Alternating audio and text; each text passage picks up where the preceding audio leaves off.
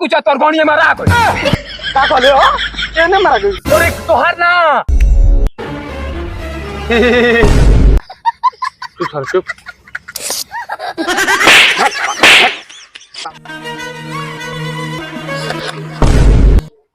मान जो रे भाई मान जो काहे मान रे हमार माल तू पटाल थे काहे मान जाई अरे सर हम कहाँ पटेंगे वो खुद हमसे पटल हां हम आई कुकुरन खा घूमत रन पीछे पीछे ना क्या सारवा ओसे नीक तो माल पटवा दे नाम के हुए चाहिए चले खा टिपका ले तले लिए अरे रे ना कहा रे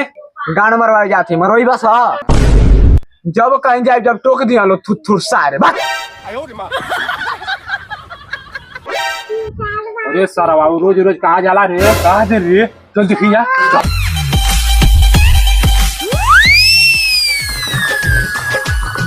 ये भाई हम जो देखो तू देखो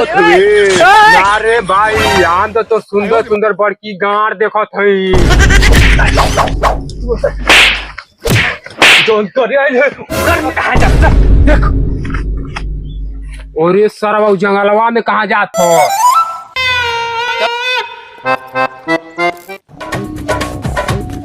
चल चल चल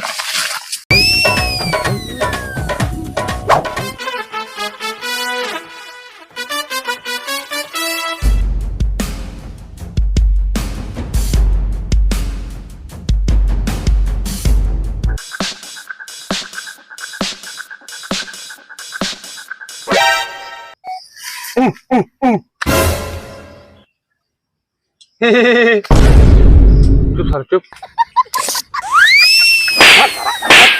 साला तना ही हो ठीक और ये सारा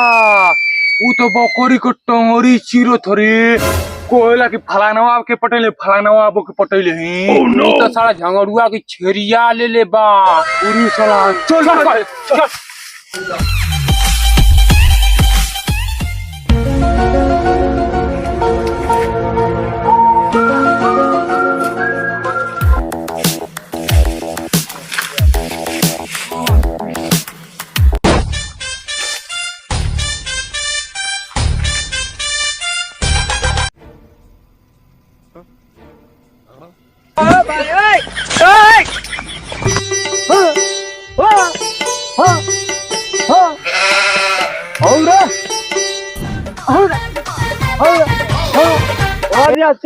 बुढ़िया मलाई काले बुढ़वा काला लपसी केहू से कम न पतोया पिए पे पते कौन हो रे अरे ढेकुचा तोर गणिया मारा का कहले रे केने मारे केने रे तोहार ना हो ढेकुचा तोहरी बकोरिया को आयो दादा ई का कह दिले रे हम सही कहते अपनी आंख से देखले उ साला झोरा ना तोरी बकरी के लेके जाके जंगल में ओकर टंगरी फैलावत रह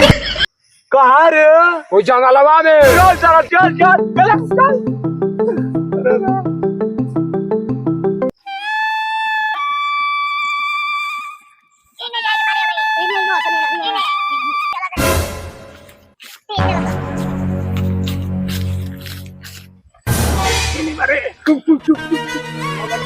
हे बा साला हे बा परिका जा परिका बकरी रे साला बकरी का आई का अरे बाल इला साला पूरा मुआ देले बा हो भैया लो नहीं करो दो एक चला लेकर सरपंच की यहाँ चल चलो बकरी को भोका ना देखला ई साला मर बकरी का खा फा ले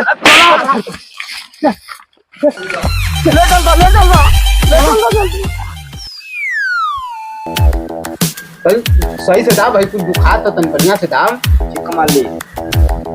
अरे सरवा ई का नटैया दाब के हमर कुर्सी लेवे का रे ना ना हमारी क्या कोई तो नहीं आपको मगर तचलवा नहीं हां ठीक है तन सही से दाब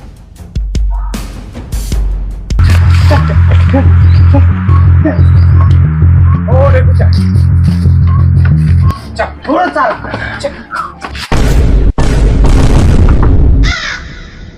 काहे झंगरू ये हर काहे बकरी लेके उड़ साला उड़ न्याय करी मालिक, न्याय करी। ई सरवा जोरा ना हमार बकरी ले जाके पूरा एकर खगरी बाहर देले हा। न्याय करी मालिक, न्याय करी। मालिक हम सोचा तनी ससुरा दुबरात गया, हमार बकरी दूध महीना बियाज का आया। मालिक ए सरवा का बियाह एक बकरी से हुई। हाँ खुदाना सही कहले हो, ए सरवा का बियाह है बकरी से होई। कहे कि ये बकरी का खखरी फाड़ देले बा। देखी प्रधान जी, हमार बकरी एकदम पवित्र ही है। आई सरवा एकर कोका पागल हो भाई तकी घरे से सरवा के हमारी गांव का नियम टूटे के ना चाहिए। जे जौनो से प्यार कैलस वही से शादी होके के चाहिए। चल